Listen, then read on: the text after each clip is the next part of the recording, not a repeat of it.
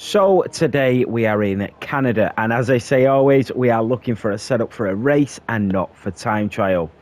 So onto the setup, you want the front wing aero at 13 and the rear wing aero at 13 as well. And that's your aerodynamics done. Onto the transmission. Differential adjustment on throttle at 20% and the differential adjustment off throttle at 75%. Onto the suspension geometry, you want the front camber at -3 and the rear camber at -1.7. Front toe out you want at 0.25 and the rear toe in you want at 0.23, so slightly different there.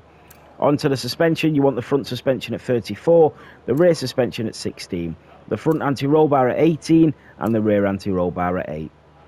Front ride height you want at 18 and the rear ride height you want at 55. Onto the brakes, you want the brake pressure at 100% and the front brake bias at 62%.